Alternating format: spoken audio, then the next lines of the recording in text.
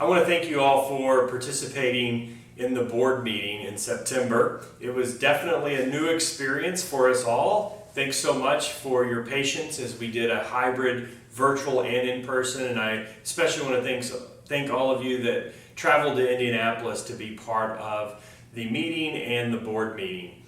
I must admit I was overwhelmed by the comments and support we got in Indianapolis. So many people that came because they believed so strongly in what TFI was trying to accomplish in bringing people together again for face-to-face interaction. What took it an even step further is how many people found that the interactions they had, even with a smaller crowd, offered tremendous business value for them.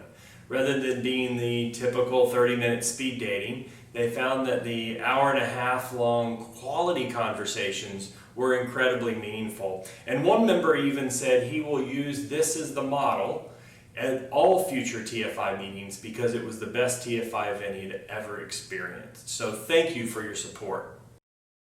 A lot of our policy accomplishments during the board meeting. I do want to reiterate a few things that were of significance to the fertilizer industry. The first was the announcement of the USDA and EPA Next Gen Fertilizer Challenge. We were incredibly thankful to be part of that announcement, both with Secretary Perdue, Administrator Wheeler, and our own Laura Moody, but to also join Administrator Wheeler on a farm in Southern Virginia where we were able to talk a little bit about what this industry is doing to provide the next generation of fertilizer technology to the farmer to ensure that they're successful not only financially but also with their yields and stewardship activity.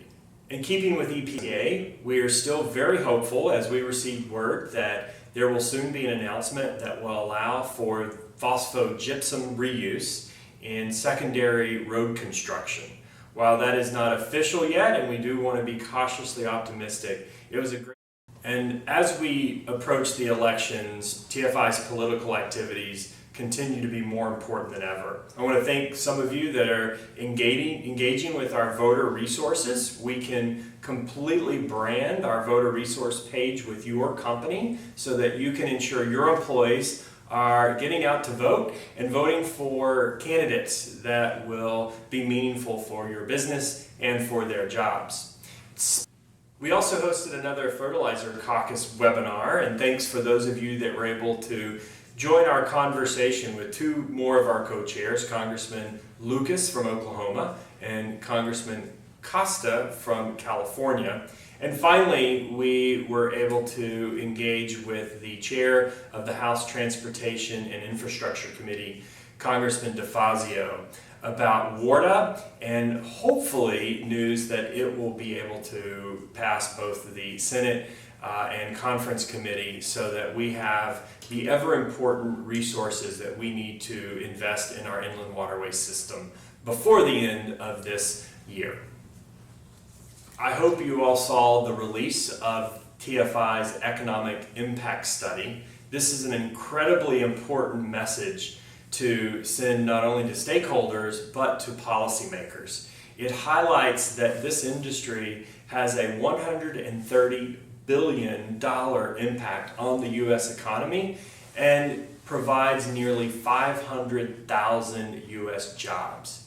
It highlighted the important role we not only do in providing nutrients that grow the crops to feed the world, but the engine we are behind the U.S. economy.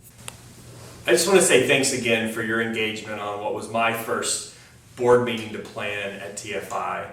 Your input and willingness to break out into these small groups and share your thoughts was incredibly meaningful to all of us. And I just want to say thanks for your wisdom, knowledge, and input for the future of the industry. As always, if there's anything that we can be doing to serve you better, or you just have thoughts you want to share, please don't hesitate to call me day or night.